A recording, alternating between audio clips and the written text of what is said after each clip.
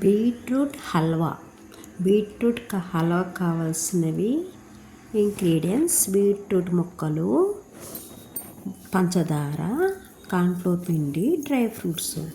పళ్ళానికి నెయ్యి రాసుకొని ఉంచుకోవాలి. బాణల్లో నెయ్యి వేసి డ్రై ఫ్రూట్స్ అవి వేయించుకోవాలి.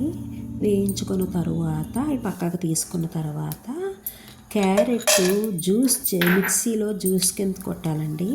వడపోయక్కర్లేదు, మెత్తగా మిక్సీ కొట్టిన తర్వాత అది కూడా వేయించుకోవాలి. బాగా వేగిన తర్వాత పాలు పోసి కొంచెం సేపు బాగా మగ్గనించిన తర్వాత అప్పుడు పంచదార వేయాలండి.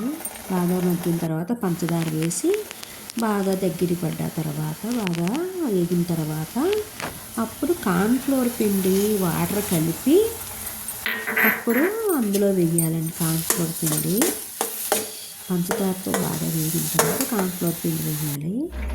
వేసిన తర్వాత బాగా దగ్గర పడ్డ తర్వాత ఈ నెయ్యి రాసిన పళ్ళల్లోకి ఈ బీట్రూట్ తయారైపోయిన రసం అంతా కూడా పళ్ళల్లో వేసుకోవాలి.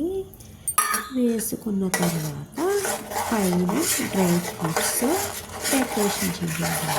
Beetroot halwa ready. ఓకేనా?